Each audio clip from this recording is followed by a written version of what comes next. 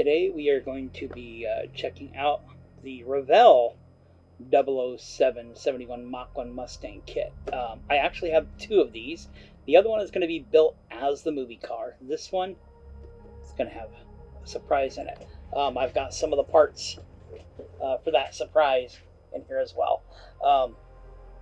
This is not the original AMT version, which, if you've ever had a chance to check it out, you know, leaves a lot to be desired. So let's go ahead and lift this off. I've already had this open because I've put parts in here. So first thing you'll notice, looks like we have 3D printed parts, and you would be correct.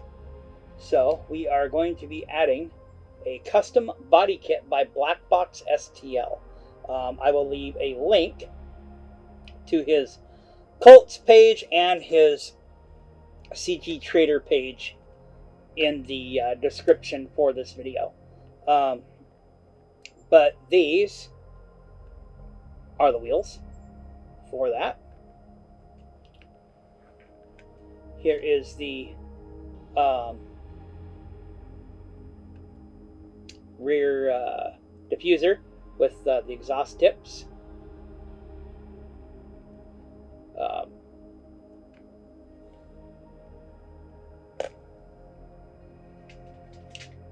These are the lowering pins, or lowering discs, brakes, whatever, for that.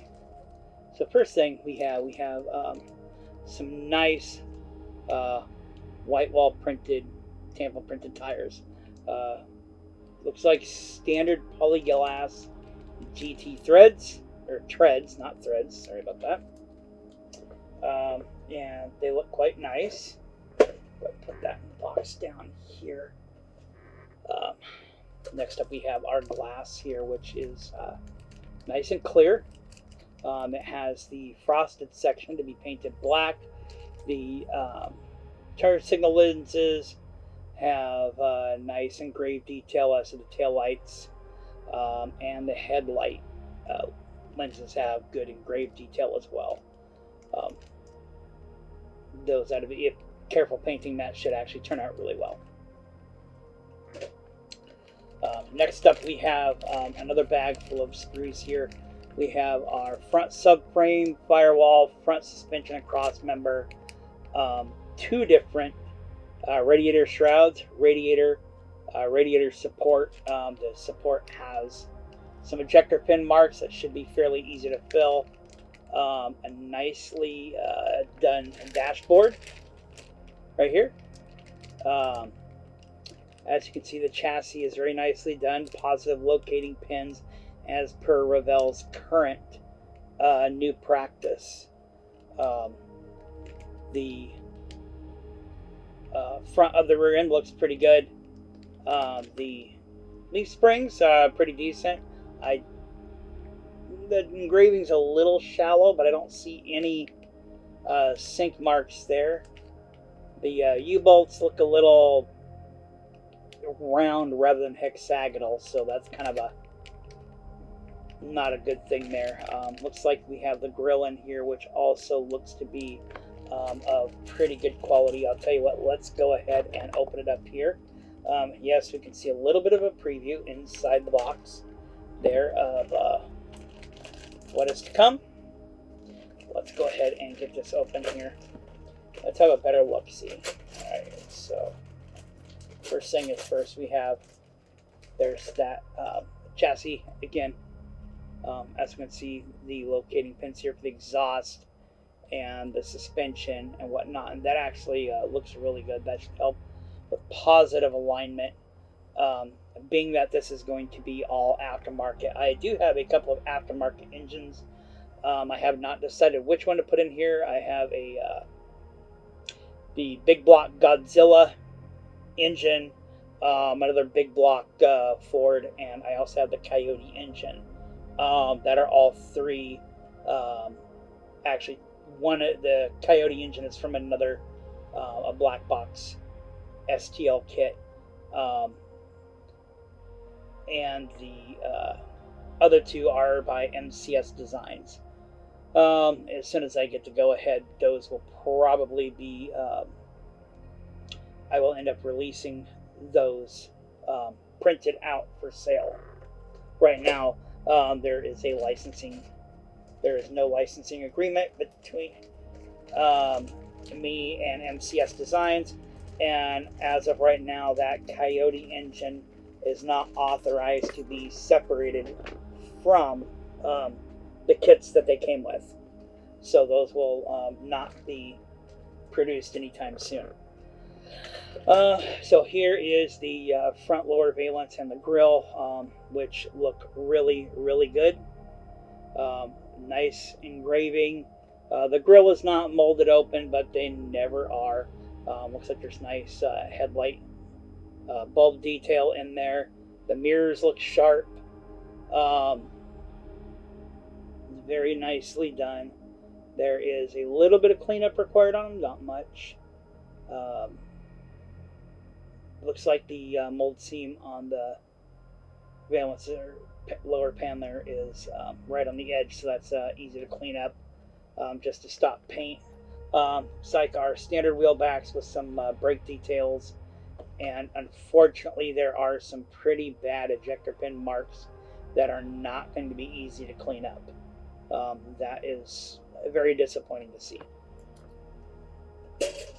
Next up, here we have other standard parts. We have Ford's normal front end bracing. We have additional wheel backs here, which are rather plain. They have some ejector pin marks, but those ones should be fairly easy to clean up. Actually, those others might even be the wheels. I'm not sure. I'll have to look in the instructions. The rear end looks like a very well done 9-inch. Right here, there could be a little bit better definition right there, but it's not that big a deal. You're not really going to notice it, but you could square that off a little bit better. The seam there, scale-wise, it is way overdone. But the shape is probably one of the better shapes I've seen in scale for a 9-inch rear end. The hood hinges actually look pretty good. I've got a friend who's got a 71, and I have worked on his car, and these are, in fact, actually replaced the hood on his car for him. These are actually pretty good representations. If you want to detail those, you could easily, cut the springs off, add other springs. Here we have the throttle, brake, clutch, and the emergency or parking brake. The springs look pretty good. I will probably 3D print some better ones. I might even go ahead and design and release those. If so, there will be a link to those during the build video, and I will likely provide the files for those springs free of charge. There's the brake booster. Yeah, overall that actually looks really good. And here is an up close look at the one sprue. We already looked at the steering column is also here. It's got the turn signal stock, which is a nice touch, but it is way too thick. It has right here, I don't know if you can see it in the video, but it does have the ignition switch on there. Here's the master cylinder, which actually master cylinder looks pretty good. Should be relatively easy to drill if you want to add brake lines. There is looks like an overflow tank or a washer bottle. I'm not sure what that is. It almost looks like a proportioning valve, but I'll be honest, I really doubt it. The horns are molded in there. It's a steering box. Radiator looks pretty decent. Looks like a little cleanup, but it doesn't look bad. Little cleanup there, but I don't think you have to worry about those ejector pin marks. Those are in a good spot. So overall, that looks pretty good. Nothing. So I'm going to go ahead and put this off to the side first. We'll come back to that in a few minutes. We'll save that for last. The chrome tree here has your front and rear bumpers, turn signals, rear view mirror, shifter, mirror lenses, fuel cap, and so on. Let's go ahead and this one, yeah, we'll go ahead and open this just because there's some nice parts in here. Let's check it out.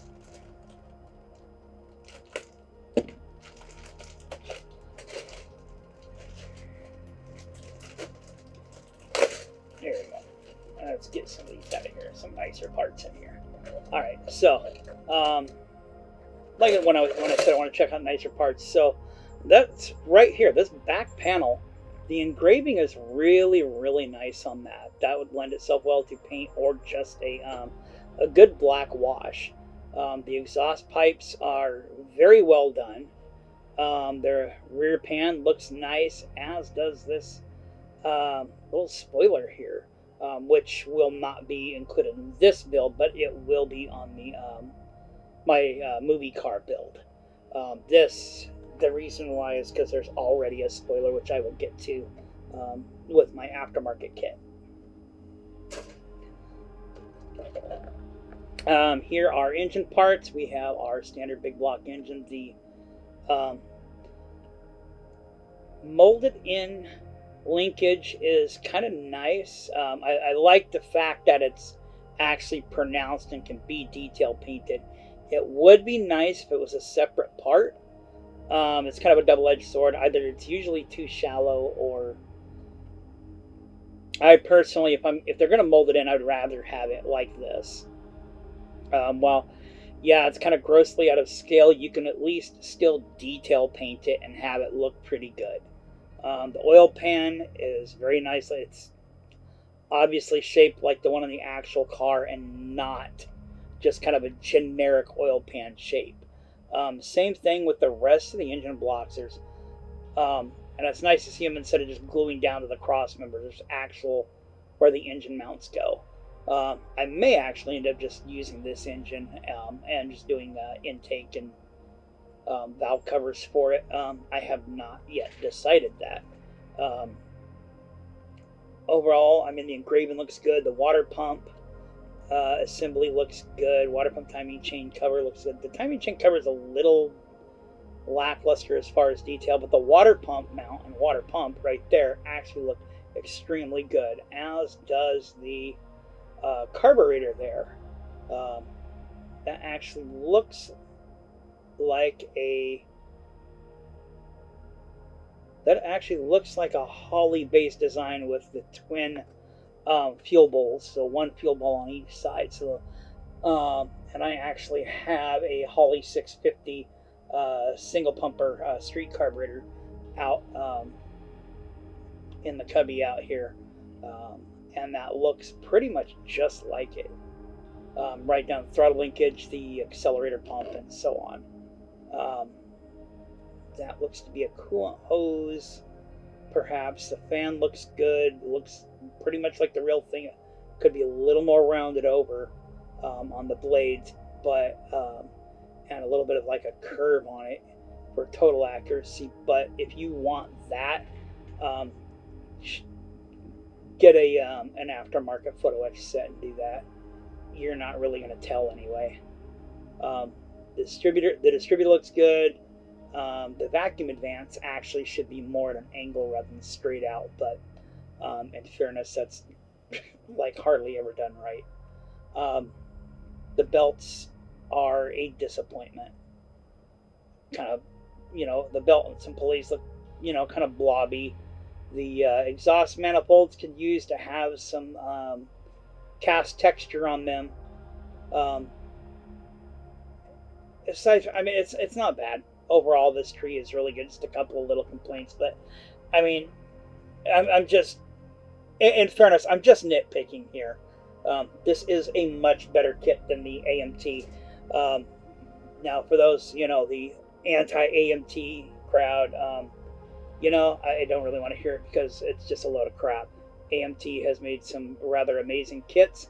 It's just a lot of the stuff they have going on, including their 71007 kit, is originally from the early 70s. Actually, the base kit goes back even earlier than that. So, look at the time frame. You can't compare that to a modern tool. That's just not really fair. And if you're paying full, $40 price tag for the AMT kit, man, you know what? That's on you. You can get those kits at Hobby Lobby for 40% off. You know, you can find them everywhere for less than $40. If you're paying that cost for an old tool, that's not AMT's fault. That's your fault. It still does not cost. It's still not cheap to produce these kits. That being said, this hood is quite nice. All the underside detail. Look at that. I mean, we even have the wiring for the lights in here. There's a little bit of insulation. Yeah, this is actually, wow, that is nice. There is some ejector pin marks. It will be difficult to clean up. I kind of wish they had two hoods, because what if you don't want to display your hood open? What if you just like to take it off and display it on a stand or something? Then you're still stuck with these hood hinge mounts, which I don't like.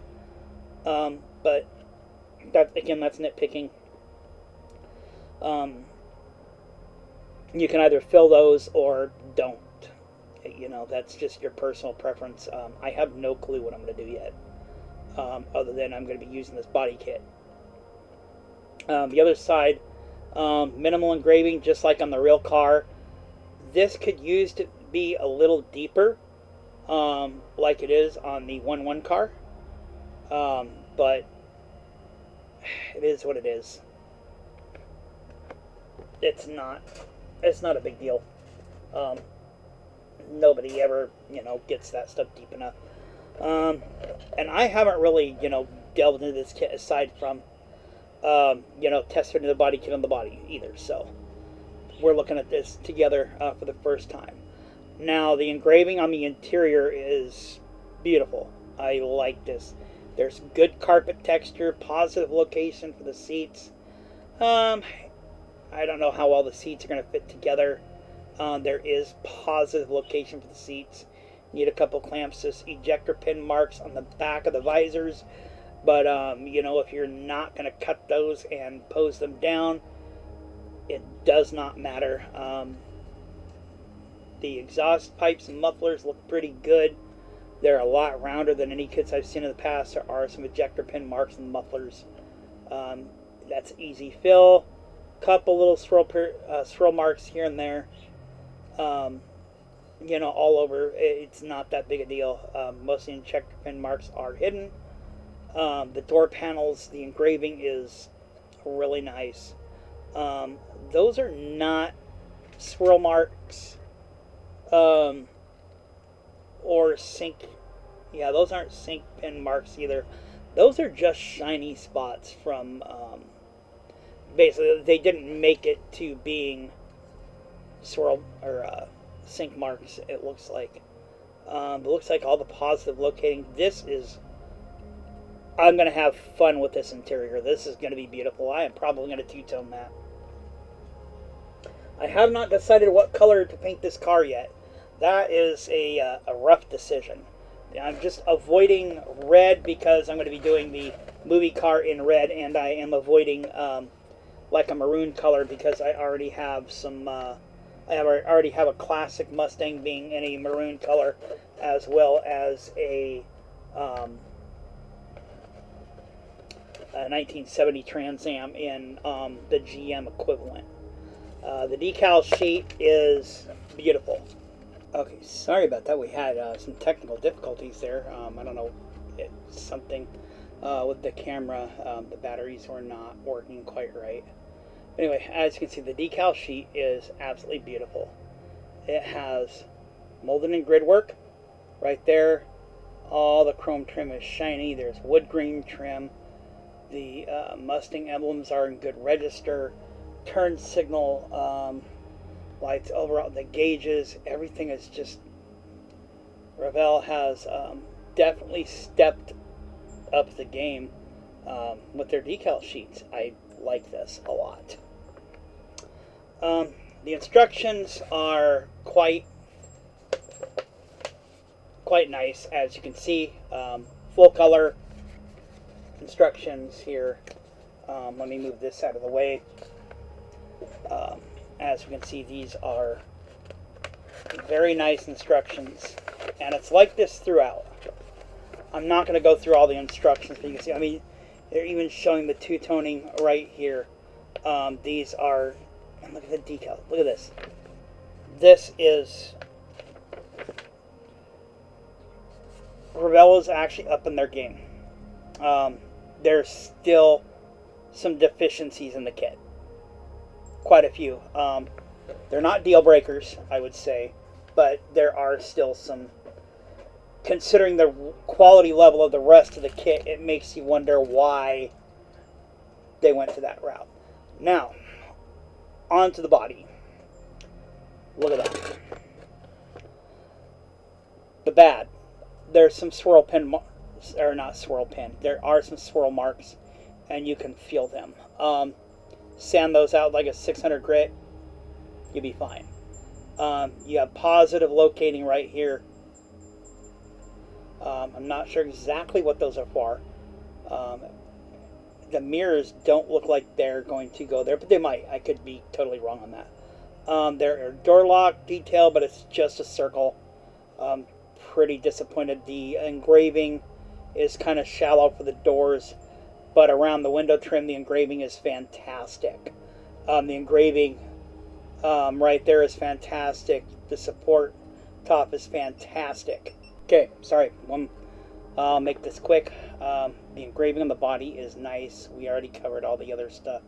A few mold seams, but nothing. I mean, that's normal. A little cleanup. Turn signals molded in, front and rear. Can't really argue. The body is really nice. There's some headliner detail.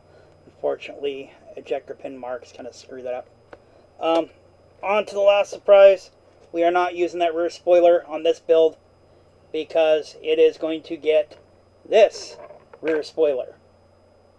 I'm actually going to have to print another one, but that is going to go right back here like that. And it is getting this black box wide body kit. I will post a link to the description to that when I start actually building this, or when I do the build videos. Look at that. That is going to be slick.